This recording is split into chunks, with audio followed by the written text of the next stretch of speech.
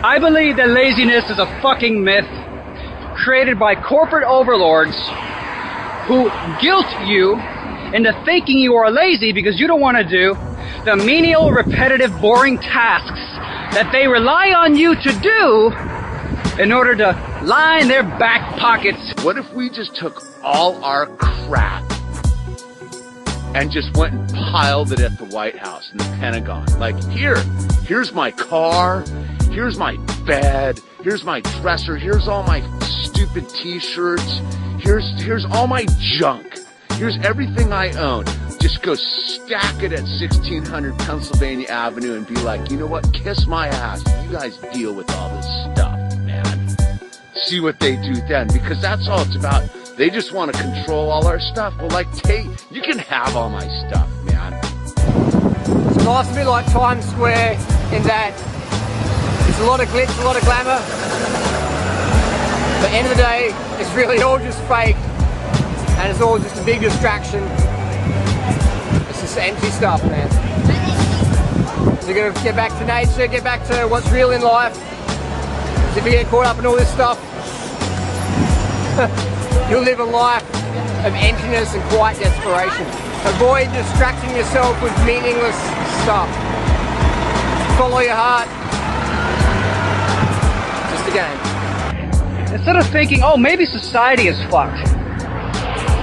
Maybe our cultural approach to life is fucked. No, you're fucked. You have ADD. Something inside of you isn't working right. So we're conditioned to distract ourselves from what's real in life. Just totally distracted, and people love the distractions.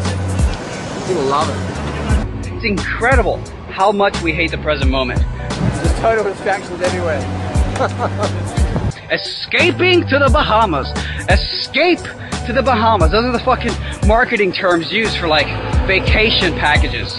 Escape to the Bahamas. Why do you think they use the word escape? You just gotta wade through it all. Wade through it all and get to where you want to go. You know, escape is the word we use to describe fucking, prisoners running away from their captors. Getting away from something you don't like. Something that was holding you back.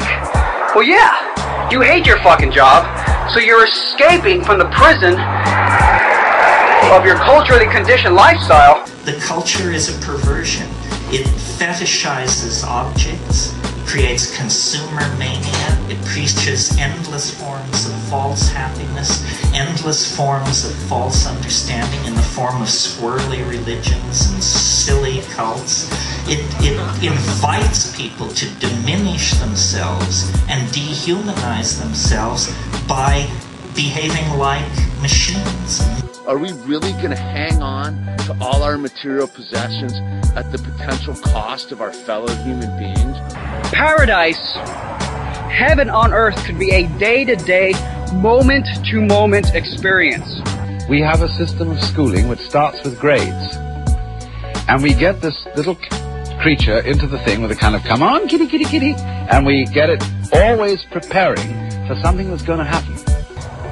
Education, as we know it today, is mostly workforce training to get you, from a young age, adapted to a life of subservience to authority, following orders, and chasing little biscuits. In school, the biscuits is grades. So you go into nursery school as preparation for kindergarten. You go to kindergarten as preparation for first grade. And then you go up the grades till you get to high school. And then comes a time when maybe if we can get you fascinated enough with the system, you go to college.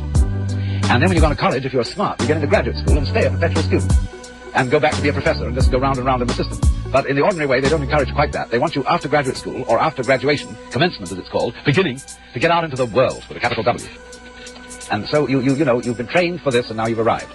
Well, when you finally graduate from workforce training, aka school, and you go into the workforce, the biscuit is a paycheck. But when you get out into the world at your first sales meeting, they've got the same thing going again. Because they want you to make that quota.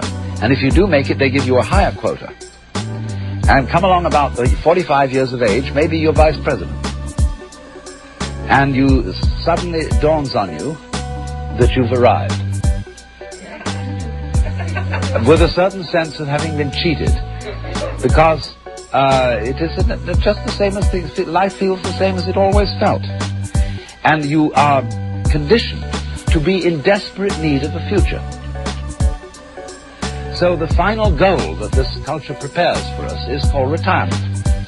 The myth that you have a problem, that you are not working right, is just that, a myth. It's incredible. I wonder how many people really know this is just one big game and none of this really matters at all. Is Elmo. Distraction after distraction.